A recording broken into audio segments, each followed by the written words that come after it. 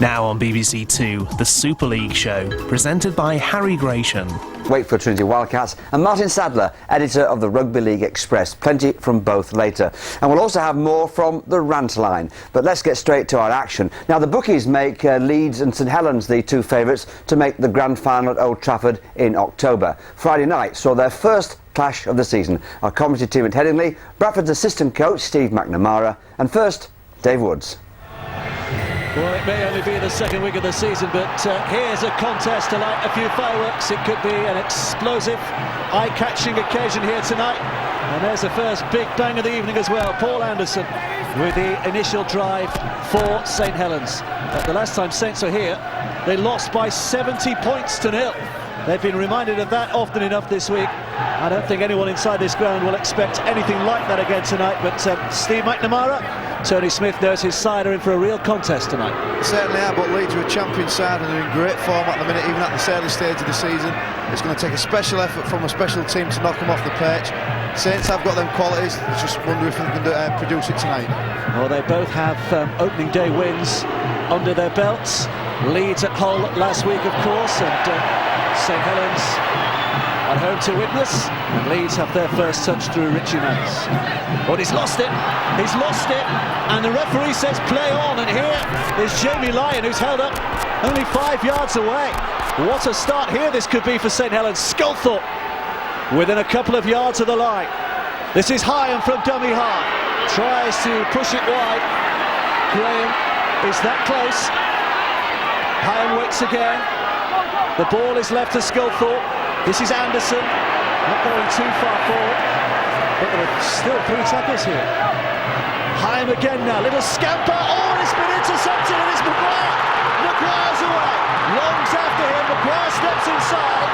That's one tackle beaten, up to the halfway line, and inside the St Helens half. What a start. Oh, fantastic start, Dave, and all like Saints were putting an amount of pressure on their Leeds defence, and error from Manners, but they responded there. Did Dan Maguire with that interception, got themselves out of trouble. You know, we've only played a minute and 47 seconds, but this could be one of those nights, this, isn't it? Well, it certainly looks like it. They certainly produced some great performances of these two sides against each other, and Saints started very, very well, but Leeds looking in good form as well now. Here's Duneman, picks up from dummy half now. It's Leeds' turn to mount a bit of pressure. Sidfield, good ball away. Duneman again, scampering. Well watched by the Saints defence. 4 tackles gone, 2 to come. Down the blind side they probe through Walker. He is very, very close again. Calderwood from dummy half. He's going to have a go on the last tackle. Throws it away. It's Duneman, puts it high on a blustery night. Where's it going to come down? Saints stand and watch. The ball's in their favour. The bounce is all on. It's another 6 tackles. Great kick there in the air from the Leeds players, and they put Saints under a great deal of pressure. They'll do well to hold out. This is Ward. 2 tackles gone. Still another 4 in this set now. Duneman, Maguire, half a gap in front of him. Half went for it. Back to Mathers, but he is quickly wrapped up again. This is Maguire once more. Out to the far side and by. Oh, it's inside. There was a dummy to by, and it's Calderwood who's across there. What was he doing there? And Leeds have their try.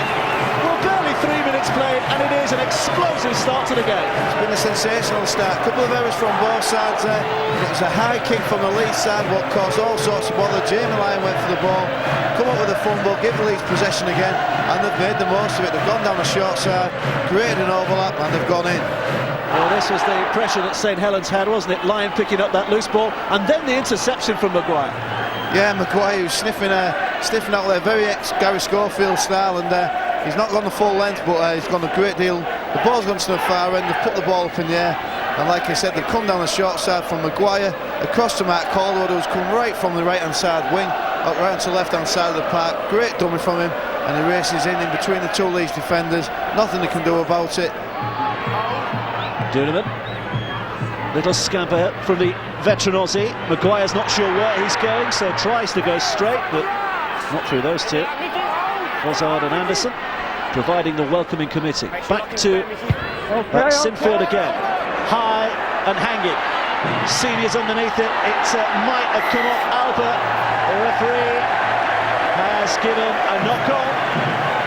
Well, Kevin Sinfield's copied Paul Sculthorpe on the last play for Saints. He put the crossfield kick in, probably a lot more weight on that one, and to be fair, Darren Albert's made not the best of efforts to catch that ball. He's come up with a knock-on. He's put aside under tremendous pressure here. Closely watched by Ian Millwall. Maguire feeds the scrum. Ellis making his home debut, of course, tonight. Gareth Ellis. And they're trying to mark it with a try. St Helens defence scrambling into position here. Leeds has played the ball delayed a little, and it's Ward who drives it in again. Here's Duneman. Terrific pressure being applied to the St Helens line. Maguire at Sinfield has slipped the tackle and gets it away to Shefwalker, and Leeds have their second try of the night. But there was a missed tackle in the middle of all that, and Leeds have their score. They haven't willing to allow him raced out the line, tried to tackle Kevin Sinfield and come up with the important miss as far as Leeds are concerned, and then they've gone in and scored in the corner, but they were outnumbered by a lot of numbers on that left-hand side of the Saints defence, and just from that scrum, the right-hand side of the Saints defence did number up and didn't get across to the middle and the left-hand side. They were out of numbers. Willie Tillow decided to try and do something about it, raced up, tried to put pressure on Kevin Sinfield, and there it is, he comes up with a miss, and the wing comes up with fresh air, and Kevin Sinfield makes the most of it and pops an easy ball up to Shefwalker, brings the ball around nearer to the sticks, making an easy conversion. Yeah, Sinfield will tell you, might have fashioned something from that anyway, but it was made a little easier with a missed tackle.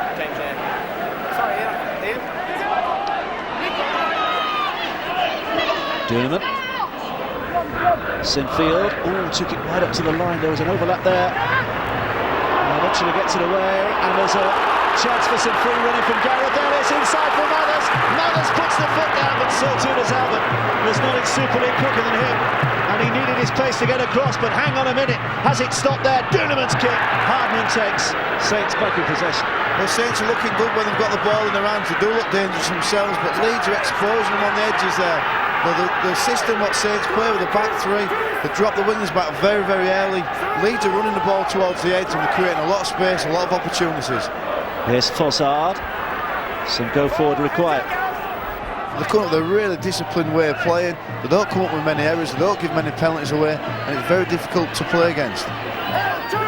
25th of June last year, the last time Leeds lost in the Super League. And you have to go back to the 15th of August 2003 since they last lost here at Headingley. But they're in trouble here as Hardman carries on the break from Schofield. Hardman's doing well here, weaving this way and that, and Albert will finish. Albert in at the corner, and St Helens make their first statement of the night. Darren Albert with the score. St Helens back in the game, and it all came down the middle. Well, a sensational break by Paul Sculthorpe here. Throws a dummy drop-off, manages to force his way through. Great strength, great speed, some great vision to find Ian Hardman, who shows some great evasion there to beat 1-2 defenders, and again a great long ball out to Darren Albert. Safe hands on this occasion, and romps over. Keysini can do nothing about it. A great 4 points. Looking all the time, wasn't it? And then came the run of Hardman. And just when it looked as though Leeds had survived, Albert with the finish. Just the introduction there, Dave, of Wayne MacDonald off the bench. His first shot in Super League this year. He missed the World Cup Challenge, and he missed the first game of Super League. I'm sure he's going to look to make a big impression on this game. Well, here's a chance for St Helens again. MacDonald is just on as the man has missed the tackle, and here's a chance now. Graham over the 20, looks desperately around him. Bye made the half tackle, but the ball's back to Schofield. Mathers is there, and Leeds are swarming back here. And it was some desperate defending, and boy did they need it. Cunningham for a dummy half is over. It's a trademark Kieran Cunningham try. Ashley Klein takes a look. That's all it needs. St Helens were down and out 2 minutes ago, and in the space of 120 seconds, they are right back in the game again. What a turnaround. Well, I said I thought Wayne MacDonald was going to make an impression. He did. He missed the tackle straight up there, and his medic breakers, James Green, I thought he'd bombed it. I thought he should have passed the ball to Jamie Lyon on the inside. He's carried it on, thrown a pass out the back. Paul Sculthorpe took it on, decided enough's enough, go down and play the ball quick, because he knows who's coming up behind him, none other than Kieran Cunningham, and from this angle he's nearly unstoppable. And there he goes, 4 defenders from Leeds. They still can't stop him, he's too strong.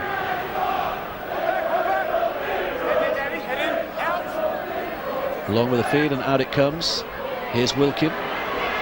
Across, and Senior sized him up and balled him down and got the ball as well. Well, good play by Keith Senior. He obviously knew what he was doing there. Here's by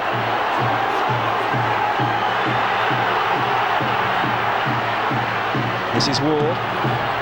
Bounces out of the tackle, away to Ellis.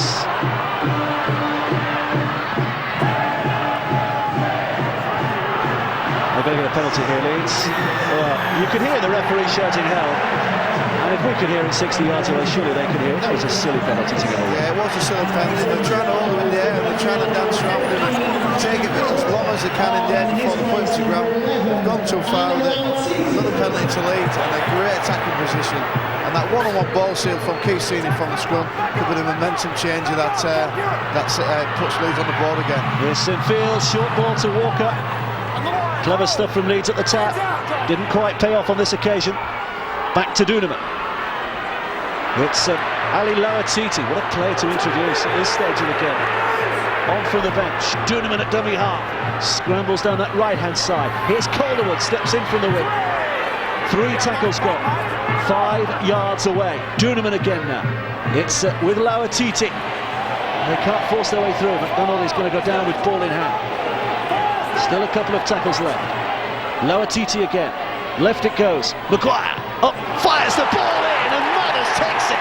Terrific pass. Great twist and turn by Richard Mathers. And Leeds are back in the lead. It really was a classy try. Some fantastic set-up play by this Leeds side. It started there with a one-on-one ball steal from Keith Senior, and Saints were in a great attacking position. They compounded it with a penalty at the other end of the park. With a poor discipline there from Mark Edmondson, but here we go. Danny Maguire, great skill, great ball, and Richie Mathers running into a great hole, and he goes straight between the 2 Saints defenders and took the ball behind him really and spun, did really well, and he's happy with it. This is Senior waiting at dummy half. Jamie Lyon just jumping away from the tackle. It's with McDonald again, second hit up, and offloads to Duneman. Now Lawatiti, poaching's there waiting, but Lawatiti is held up. Oh, it was lost. And what's the referee going to give here? There's a bit of fieriness going on as well. Well, my initial thoughts, Dave, was that the Saints player had pulled the ball out one-on-one. It's play on. Danny Maguire drops on the ball, and it should be play on. I think he's deemed that Danny Maguire knocked on as he was dropping on the ball. Well, let's have a look at that. It didn't look like it, but anyway, that's the decision he's given.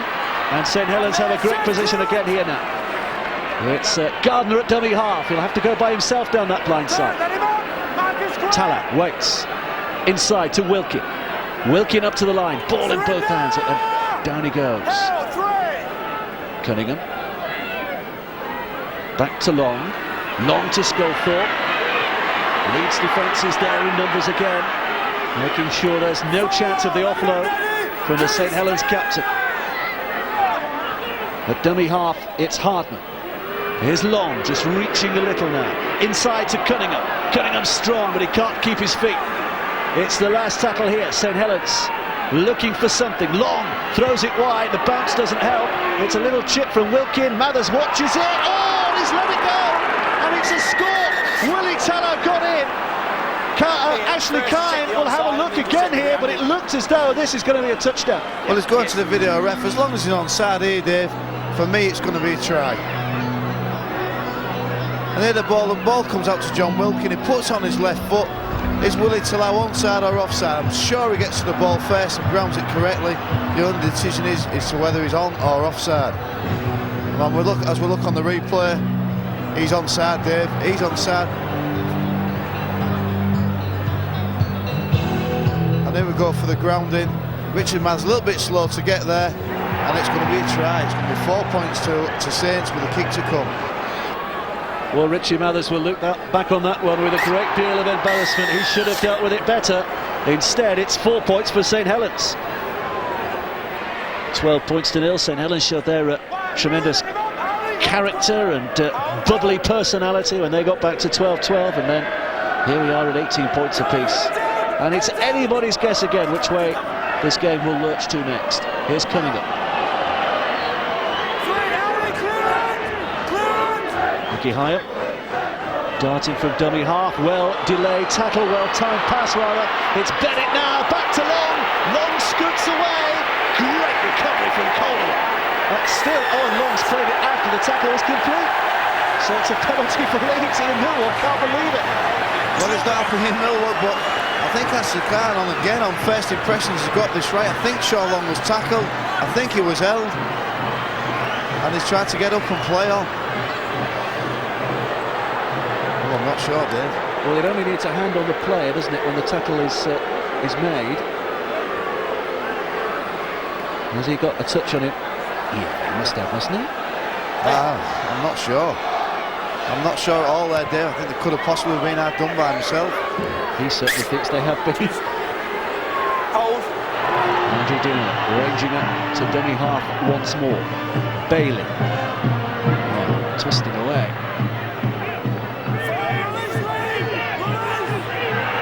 There's Dillon, wanted it playing a little quicker. Little scramble, and James Buchanan, straight into the hands of Schofield.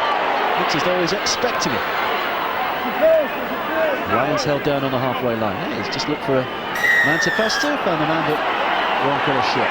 Then two uncharacteristic errors there by Leeds. A bad offload from Jamie Jones Buchanan, straight into the hands of Paul Sculthorpe, and then Keane has compounded it. He's got to get out of that area. He can't stay in that ruck area there, as we've seen. And again, a great attacking position with a minute left on the clock. Let's see if they can score. Kansas go in at half-time with the lead. Here's Mickey Hyatt, 18 yards away. Cunningham from dummy half. Fozzard now looking to just blast his way in. 5 yards up. Here's Hyam. Long. Looking expansively, and then back through the middle through Hardman. Well met by Ellis. Long again from dummy half. Off he goes. Off he goes. It's a high ball. It's with Lyon. Lyon blasts in. Has he got it down? I don't think he did. I don't think he did. Referee's not sure. Has another look. Jamie Lyon, I think he looks pretty confident he's got the ball down myself, but I'm not sure. On first impressions again, I think the Leeds defenders have got underneath him, but the ball goes out of sight. It's very, very difficult for us to see. First impressions was he didn't clearly grab the ball at first. Here we go, can we see it from this angle? Again, it's just a mess, a tangle of arms and legs there, Dave. Glad I'm not making that decision. Well, the benefit of the doubt goes with the attacking team, doesn't it? So if there is any doubt here, it's try St Helens. But is there enough doubt? Yeah, I'm not sure. I certainly don't think he got it down on his first attempt. His momentum carries him on, but Marcus Barr looks like he's underneath him. And again, it's a very, very difficult decision. And it's a really important one, Dave. It's possibly the last play of the game, and the score at 18 apiece could really give Saints a big lift. It might be a long shot, but it might just give St Helens the lead. What's the decision? No try. Popular with the south stand. Not quite so popular with him. Well, it's an understatement to say the first half was fascinating. We hope for more of the same in the second half, and there is absolutely nothing between these two sides as they set off a battle again in this final 40 minutes. What's it going to take to win the game, do you reckon? Well, it's going to take probably some real good, strong defence, because both sides here tonight, they both look fantastically organised in attack. They're causing each other all sorts of bother, and the side what can fix the defence up, stop their offloads, I think he'll come out on top. This is Duneman who waits at dummy half. Willie Poaching starting this second 40 minutes. Is hauled to the ground. Duneman again now. Left to Maguire. Maguire with a kick. He was bang on the 40-metre mark, and the ball scutters away. Now I think the referee thinks he was just outside the 40. Is he going to have a look at this again? Yes, he is. Let's have a quick look. There's an important decision here. Ashley Klein, the referee, is convinced this is not a 40-20, but it is worth the check. Well, they've got a real strong wing behind them of Leeds. They decided to kick early in the tackle count, and it's just outside in the day. I think you call it correct, and the referee's called. Well, where do you judge this? Where the boot hits the ball, or where the left boot is planted? What's the ruling here? You've got me, Dave.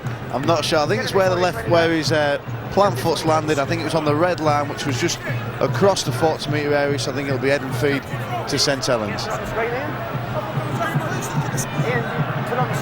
Well, scrum attack, 40-20 has been given. Now there's a controversial decision.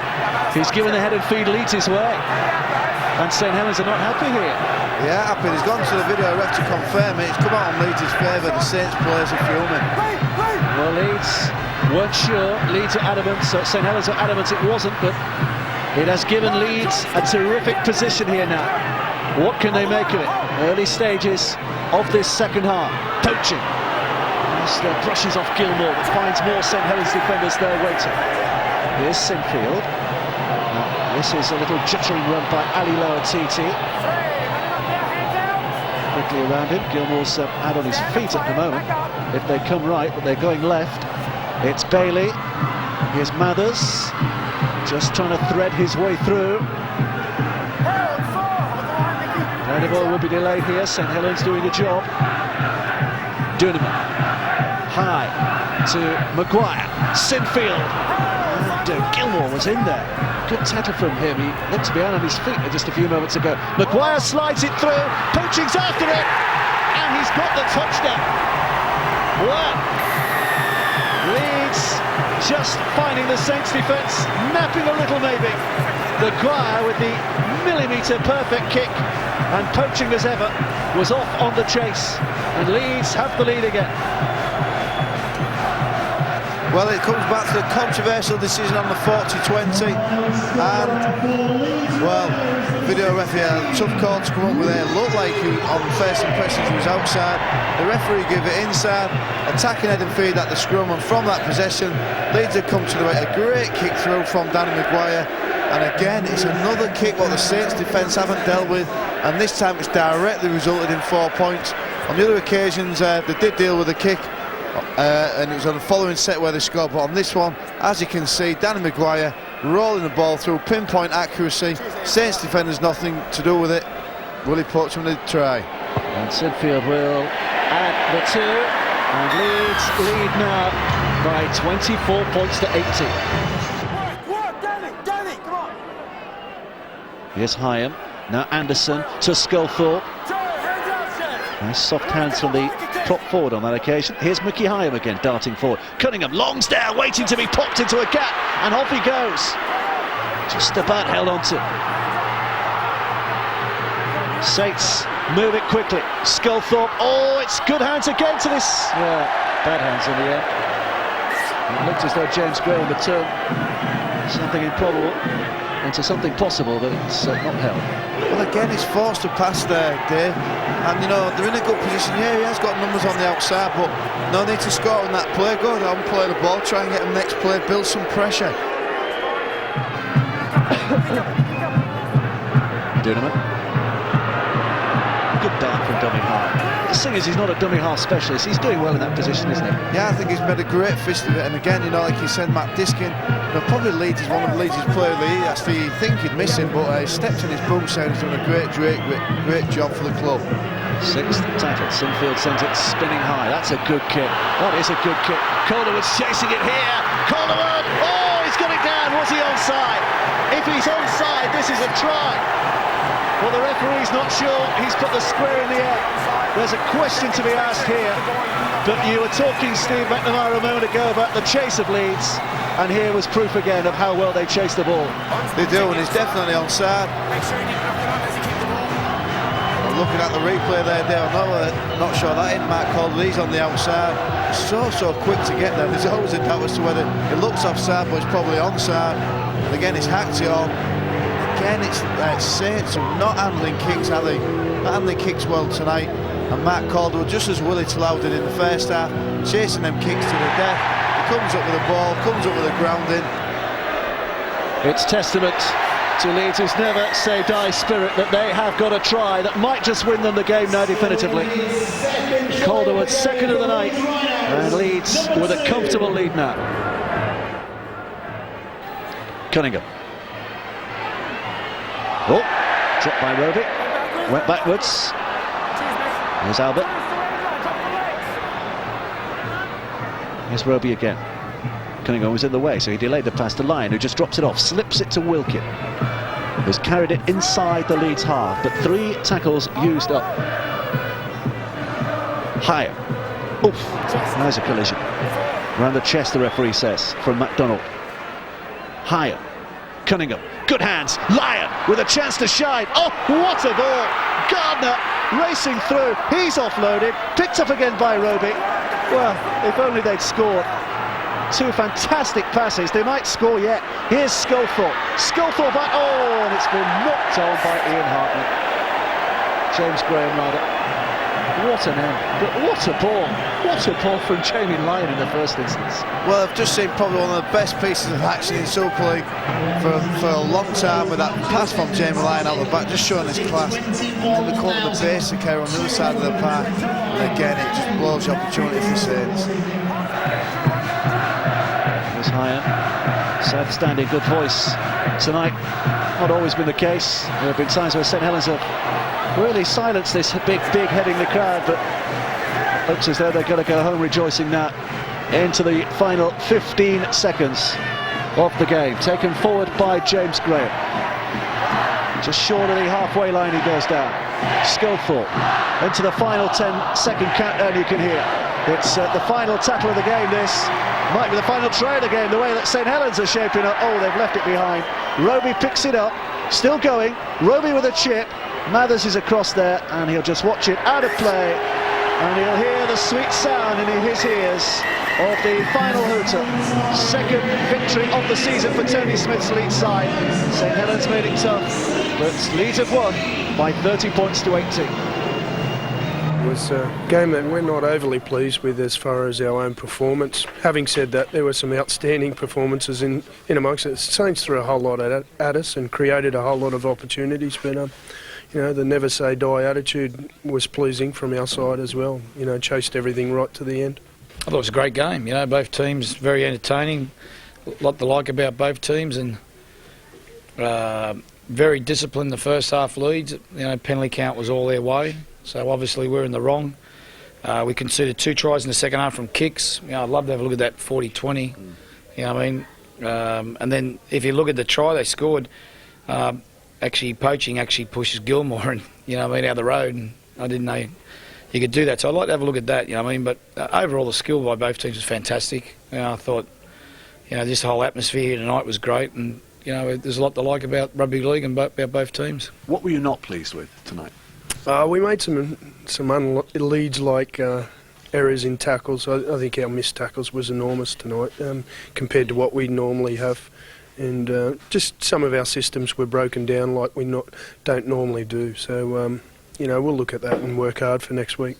Must be very pleased with your side's approach to the game. You arrived late because of the traffic. You're 12-0 down. Yeah. And yet they really battled back well. Yeah, well, one of the referees, blokes, was pretty uptight with us when we got here late, and then we got the penalties, and then you look at the 40-20, and then you look at that over there and a few things, and you think, geez, you know what I mean, they're going to make it hard for us tonight, but our blokes responded to it fantastic. You know, I thought, you know, Leeds, you know, they've come up with a win, so they need to be congratulated also. 3 big games you've had now in 3 weeks. Yeah, and it's going to keep coming. They're all tough. You know, whoever we play is going to be tough. They throw a whole lot at us, and you know that's the challenges that we want. But it is tough. It is, you know, the guys are a little bit down, and we had a little bit of flu in the camp this week, and which made it disruptive. So in some ways, it was a great effort. What the viewers won't probably realise is that field was very, very heavy. If you walk out on it, it was very spongy and heavy. So there's a lot of wear and tear on players' legs. And, you know, it's hard to rev up the gears and when it's slow going. So, you know, I mean, I think you'll find both teams can play even quicker on a dry track. Ian Millwood, the St Helens coach. What a game that was, Shane. Fantastic, wasn't it? Yeah, it was played at a frantic pace, and both sides were trying to exploit their attack against the opposition and saw some good tries. I suppose it's fair to say that Saints could easily have won that game, couldn't they? Oh yeah, very easily. I think 12 points is probably a bit of a lie how close the game was. I think, you know, Saints missed some opportunities, and Ian Millwood could probably feel a bit aggrieved by it. You know, I think that could have gone either way. Martin, some controversial decisions to say the least. Well, there were, and I think there were 4 key things that went against Saints. I mean, obviously the Sean Long pull-up, when clearly he didn't appear to be tackled, but he tried to carry on and then was penalised. The Jamie Lyon try, I thought the Jamie Lyon try was a try. In the second half there was the 40-20 kick, which didn't look like a genuine 40-20 to me, and then finally I thought the Calderwood final Leeds try, I'd like to look at that again because I'm not convinced that Calderwood wasn't offside. Let's have a look at some of the action now, shall we? Let's look at the 40-20 first of all, which led to a try for Leeds. Now, how do you rate this? What's your interpretation of this, Shane? Well, my understanding, and I'm since been told I might be wrong, that the red line and the white line form the line, and if that was the case, I think it's a genuine 40-20, but now I'm told that the red line is only... aesthetic. Yeah, if that's the case, it wasn't. But, you know, I think Ashley Klein did the right thing. He went to the video ref. You can't blame Ashley for that. And he got the decision from the video ref, and I think he did the right thing. Obviously, the rules interpreted by the video ref. We're talking, aren't we, about sort of professional referees, and I mean, I know that you've got fairly strong views about this, Shane, that we should try this in this country. Yeah, I'd like to see you know, some referees full time. I think that, you know, you see the difference with the players between Super League and the National Leagues, where the players are full time. The difference in standard, and I think the refereeing would benefit from the same thing. If they were full time, I think that they could spend more time working on their game and their fitness and everything like that. And you know, in the end, they'd have a better referee. What do you think, Martin? Do you think that would be the answer to all our ills? I'm not actually convinced about it, Harry. I actually think that you know, some of the decisions on Friday night were video referee decisions. I mean, we're going to make those guys full time as well. So you know, the trouble is human error will always come into it. The problem is that rugby league is a game bedeviled by rules in a way, and there are so many. I mean, you said at the start it's a game of inches. Actually, that's an exaggeration. It's fractions of an inch, to be honest. And you know, that's the situation. Now let's have a look at another bit of the action now. Ian Mill was upset about this try, this Willie poaching try, but we've watched it a few times and we don't really see anything wrong with this. Shane? No, I don't think so. I think yeah, the St Helens players actually run across the line of Willie. Willie's entitled to chase the ball. The St Helens players actually ran across his line, so if there's any contact there, I think that's okay, and that's a fair try. Not much doubt about that then. Kick forward. All right, there's a suggestion of a push, but it's more crossing the line rather than anything else. Well, it could have been, and you could. I think it was Willie Talau, wasn't it? Not Lee Gilmore, as Ian said. But I mean, you could almost have penalised Willie Talau for running across Willie poaching and trying to obstruct him. So I wouldn't take that one too seriously. Right, let's have a look at this Sean Long incident now. This was just before half time, wasn't it? Shane, I'll let you go first on this one. It got completely clear. Here's the tackle. Or was it a tackle? Well, he wasn't held, and you know, Calderwood came again anyway, and I think that should have been allowed to be played on, and you know, I think Saints probably would have scored on that, but Ashley's probably just a little bit quick calling held there. You know, once he's called held, he's got to run with it, and it can't be too critical of the ref. You know, Sean doesn't even like. He's probably looking to play the ball there, and Calderwood comes at him again, so then he passes. So, and there were 3 or 4 Saints players there, quite clearly, Martin. They would have scored there, wouldn't they? 18-all coming to the end of the first half. They could have scored, and what a game it could have been then. But you know, the referee did call held. But the trouble is, how the heck do you hear the referee when you've got 20-odd thousand people in the ground making a heck of a racket? I mean, Long clearly just didn't hear him. Let's just go to one of our regulars here. This is the Yorkshire Post here, and John Ledger, very esteemed John Ledger, described the game thus. This is the 3rd paragraph of the Master of Maguire, blah blah blah. Majestic efforts of Gareth helped illuminate a dreary match. John, all 3 of us would like to have a night out with you, because you must have some enjoyment when you go out, because that, in our terms, was a great game, wasn't it, Shane? Oh, I thought it was. Yeah, it's a great spectacle for TV. Big crowd. You know, both sides playing very, very good attacking football, and even though there was a lot of errors, they were certainly pushing it to the limit, and I think that's what that's what you'll see in those circumstances. Guys, for the moment, thank you very much indeed. We'll be back with you in a second or so. Now, there were 2 other games played this weekend. In a moment, action from Wakefield's game with Wigan last night. But Neil Morrow begins his roundup with the highlights of Friday's game at the Willows between Salford and London. Salford got their Super League campaign up and running with a well-deserved, though tight, victory over London at a sparsely populated Willows on Friday night. Anthony Stewart put them ahead in the 11th minute, and then Salford extended their advantage 15 minutes later, when Carl Fitzpatrick scored the first of his 2 tries on the night. Fitzpatrick with speed to burn. London's response was rapid. Thomas Lulai's kick to the corner, and Lee Greenwood rose like an Aussie rules footballer to receive and ground in one move. And the visitors went ahead early in the second half with Thomas Lulai's run from dummy half. the City Reds were stung into action, and despite being a man down at the time, Fitzpatrick reclaimed the lead with 15 minutes to go. Carl Harrison's men finally made the victory secure with 5 minutes left on the clock. Ian Sibbott breaking 30 yards for the try. 2 vital Super League 10 points for Salford. The game wasn't quite finished and London had time for consolation through Luke Dorn, but they'd left it too late. Final score at the Willows, Salford City Reds 20, London Broncos 16.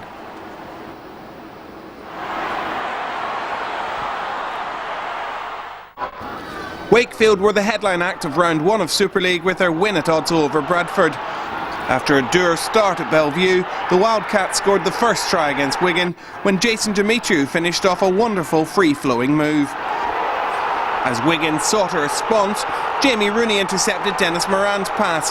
In a classic foot race, Rooney put the pedal to the metal with the young Liam Colborne in chase, and he almost performed miracles, but Rooney just managed to put the ball down before hitting the flag.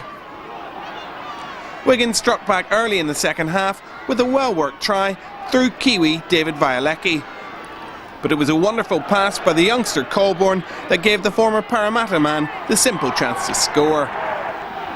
Another penalty gave the Wildcats an 8-point lead, but Wigan struck again when they were down to 12 men. Violecki, this time the provider, Gareth Hawke with the touchdown. Wakefield needed a boost, and it came from Michael Korkidas, his run restoring Wakefield's belief in themselves and setting up the position for Julian O'Neill, playing against his former club, to weave his magic. Wigan couldn't get a hand on O'Neill, and when the ball eventually got out wide to Semi Tajulala, the gap appeared in Wigan's defence. That looked like game over, but Wigan kept battling. Terry Newton crossed with less than 2.5 minutes to go, the conversion leaving Wigan only 2 points behind. But in the end, Wakefield had done enough. With Terry Newton's offload going forward, Wakefield were able to claim the victory they probably just deserved. Wakefield 18, Wigan 16. So what's the best story in Super League at the moment? It's got to be the Wildcats. I mean, what a wonderful start you've made, Shane. Yeah, it's been a good start. You know, we probably weren't real happy with how we played last night, and you know, it was a very close game. Could have gone either way, but we'll take the 2 points. There's probably been games in the past that we've played better and lost, so it's good to win when we haven't, you know, put in a top performance. First time you've beaten Wigan in Super League, I think, isn't it? Yeah, it is. First time Wakefield Trinity's beaten Wigan, and so that's the first, and it was a good one to get. Just a very quick line, Martin. Do you think this is a team that can last? Oh, I think there's no doubt about it. You know, we're seeing the Wayne Rooney factor, aren't we? Everton seem to play better when they lose him, and Wakefield have lost Gareth Ellis, and there's no discernible effect. But there's another Rooney, of course, which we'll be talking about in a moment or so. Yeah. Let's have a look, Shane, at this guy, Michael Korkidas, because he's got everything. He's young, good-looking. He makes me sick. He's got a lot of skill as well, hasn't he? I think some people might argue with him about good-looking. I was being tongue-in-cheek there, actually. Yeah. I mean, he's given the belief back at this stage, isn't he? The tremendous run, and Julian O'Neill's a great signing for you as well. Yeah, Corky got my man of the match last night. I thought he had a tremendous game, and you know, that run set up this try, and you know, Julian O'Neill's added a bit of experience, and I made mention when we signed him that he's the sort of player who can win those tight games for you, and he showed it there. I mean, it's so important that you get the right signing. I know it's an obvious statement to make, but they've got to blend into your system as well. When you sign a player like that, what are you looking for particularly? Well, we were looking for someone who could cover the positions that Gareth Ellis covered, and Julian fits that. And that's difficult, of course, as well, isn't it? Julian probably covers more positions. He can play from full-back right into, you know, loose forward, and he's done that tremendously, and he's fitted in really well. He's, you know, we don't have too many problems with players come to our club. There's a very strong work ethic, and everyone rolls their sleeves up and gets in, and Julian's done that since he's been there, and he's been tremendous. Let's have a look at this Jamie Rooney try, Martin. Rooney, as the champ may well come round. Tremendous opportunism, wasn't it? It was absolutely fantastic, and it's great. I mean, Jamie's had injuries over the last couple of years. It's great to see him charging downfield like that. But what a great attempt at a tackle by Liam Colborne. I mean, without the video referee, I don't think that try would have been given. And, you know, that alone, I suppose, justifies it, really. The great thing you've got at the moment seems to be this wonderful team spirit. I mean, how do you mould that together? What's the secret, Shane? Is it bullying? Is it cajoling? No, I don't think it's bullying or cajoling. I'm not sure. I think that I try and operate an all-inclusive atmosphere at the club. Everyone has equal value, and everyone has an opportunity to have input to what we do, training, you know, tactics, everything. Obviously, the bloke at makes the final decision. But I think the players know that they've got an opportunity to have their say, and perhaps that might be the secret. I don't know. I'm not sure what the secret is. I suppose you've got Rooney back after injury. Had a disappointing season from his perspective last time round. It's like getting a new player, isn't it? It is, yeah. And I said last night to the press, that Jamie's a genuine six. Gareth Field did a tremendous job for us there last year, but I think everyone would agree he's probably more of a loose forward or back rower. And so Jamie's got tremendous skill, and he's a points machine. He can sniff out a try, he can kick goals, kick field goals, and it's always good to have a player of that calibre in your side. We'll talk about field goals a little later on. That's another issue that we'll be talking about. Can I ask you about Salford? We've got some action now from Carl Fitzpatrick. Tremendous fullback, isn't he?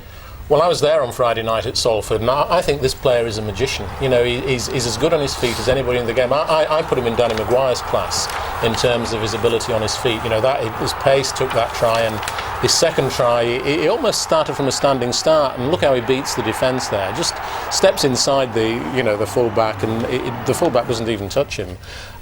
He is potentially one of the great stars of the game, I think, and he is also very eloquent. He's a great personality. I was talking to him after the game, and he's a real great kid. And he's a player. If Salford are very wise about this, they can really build a side around players like that.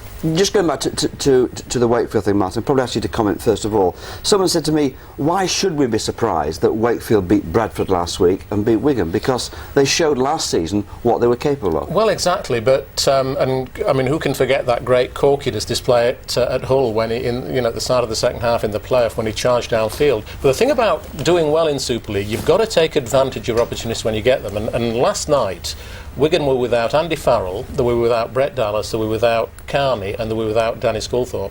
Now, when you get that chance to play them without those players, you've got to beat them. Okay. And Wakefield did, and good luck to them. Martin, thank you very much indeed. Hey, let's have some fun now. If you're a Wakefield Trinity supporter, let's have a quick look at the table. There it is, Leeds top, and sorted out as well a bit later on. And today's games in Super League, all 3 o'clock kick-off at Huddersfield, Warrington and Widnes. Hull, Lee and Bradford, the respective visitors there. And some really good games to look forward to in the Northern Rail Cup, all 3 o'clock. Batley, go out and support them at Dewsbury. But look at that one at Post Office Road. Featherstone against Castleford. What a game to start the Northern Rail League Cup there. And we've got Halifax against London, Hull KR against Keighley and Rochdale against Oldham. Some of the games to really look forward to there in the Northern Rail League Cup. Now, last week we were discussing the potential loss of Andy Farrell to the other code, but this week came better news with the announcement that Danny Maguire has signed a contract extension at Headingley. The Leeds chief executive, Gary Hetherington, had plenty to say when he spoke with Tanya Arnold. It is coincidence, you tell us, that it's come just a few days after the Andy Farrell, but did you feel that you needed maybe just to put a shot across the bows of the RFU of don't come looking at our best players? We didn't feel that because we don't feel threatened in any way. We feel that we've got a lot to offer our players, more so than any other club or indeed any other game. So we don't feel threatened in any way, but I think, as I said, it is comforting and it does end speculation, and we're delighted that a player like Danny Maguire, very important part of our present and indeed our future, is as committed as he is. You've been in the game for a long time at a very high level. Are you concerned about maybe the RFU coming back in? We've kind of been at the pitch battle wars between League and Union and they seem to have calmed down. Do you fear they're starting up again? No, I don't think so. I think there'll always be some movement. It's only a few weeks ago that Hull Kingston Rovers signed a Scottish Rugby Union international. There's always going to be movement, and that's fair enough. It's a free, open gangway. But I think inevitably there will be interest. There's no doubt that players like Danny Maguire would be attractive. But the two games are very different, and we've seen that Rugby Union has had its fingers burnt on more than one occasion. So we don't feel threatened. But I think what today does, it's a mark of strength for Rugby League that it can retain its top players and are so enthusiastic about doing so. With your other hat on, with the Tykes hat on, obviously Andy Farrell's being linked to every rugby union club. Given you're a Northern rugby union club, would you be interested in having him here as a rugby union player? I don't think so. Phil Davis would make that call, but I think it's fair to say. Well, I'm sorry about that. We just seem to have lost the picture there. But the gist of it is, of course, that there's a great deal of confidence, I think, from Gary Hetherington that we have nothing to fear. Shane, do you go along with that as well? Oh, I think so. I think Gary's right there. It's it'll be sad in a way that if Andy goes to rugby union, but you know, someone else will step in. Sean O'Loughlin's a great young player, and he played very strong last night. So, you know, he'll take over that role at loose forward for Wigan, and the game will continue on. And Danny Maguire, presumably, that's, well, is it great news in one sense? But it's just expected news. Surely he wouldn't want to change to rugby union anyway, would he? I don't think Danny would. I mean, Danny's an out-and-out Leeds lad. He's a complete rugby league player, and I don't think we'll ever see him going to rugby union. But actually, the thing about Danny is, looking at him on Friday night, I just think he probably needs a groin operation at some stage fairly soon. When he made that break downfield, he just wasn't as fast as you'd normally see him. So I just wonder a little bit about whether that's going to be a problem for him in the next few weeks. Again, as Gary was saying as well, it's healthy that they can come and raid. Presumably we can do the same as well.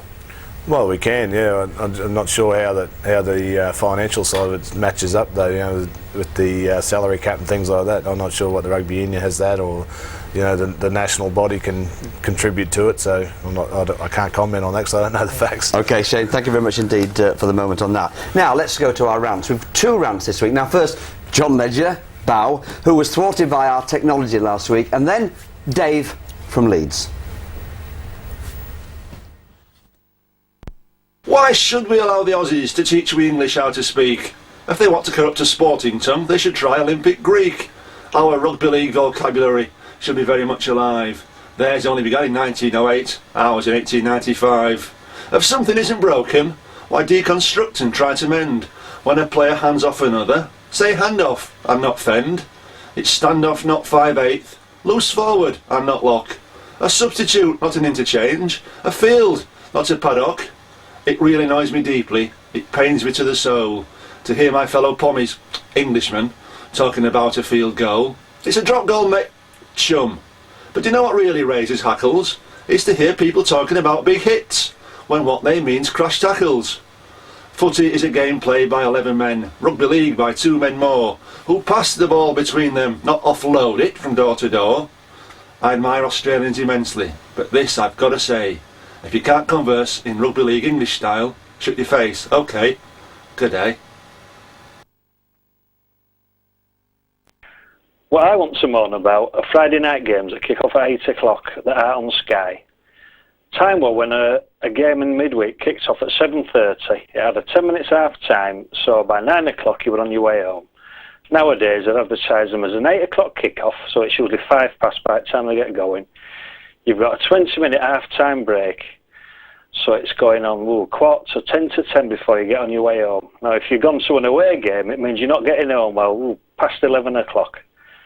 So why can't we just go back to 7:30 games, 10 minutes at half-time break, and be on our way home at 9 o'clock?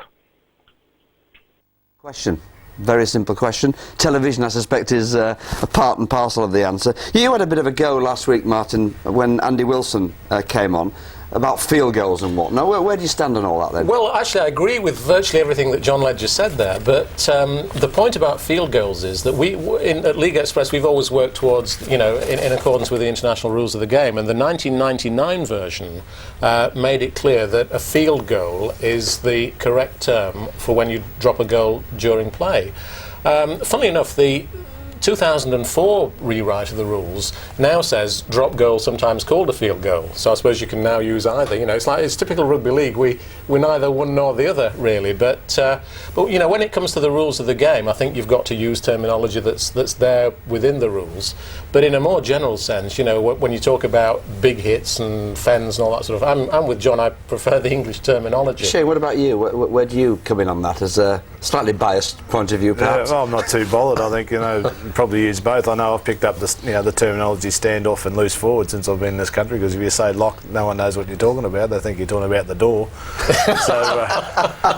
So I've picked up those two. That's for sure. But I think I think it's easily understood whatever terminology is used. We've got a mixture of overseas players and British players, and I don't think we've had too many communication problems. 15 seconds, late kickoffs. Oh, I agree with your correspondent there, and particularly from a newspaper guy's point of view, 8 o'clock kickoffs mean you don't get much space in the following day's newspapers. Okay, Martin, for the moment, thank you very much indeed about that, and your views are always welcome, of course, to the Super League show. And we'd like to know what you think about field goals or drop goals. Now, we'd like to know if you would prefer for us to refer to drop goals or the field goals. What do you think? Text us on 07786 20 26 66, starting with Super League Show, SLS, followed by the word drop or field, and we'll tell you the results of our poll next Sunday. And if you've got a rant, we'd like to hear from you. You can send a tape to us here at the BBC, to St Peter's Square, Leeds, LS9 8AH. Alternatively, if you've got a video phone or digital camera, you can send your rants by email to super.league@bbc.co.uk. That's all from us this week. Many congratulations again to Leeds and Wakefield. Next week, we're in the swing of things again. Cheerio.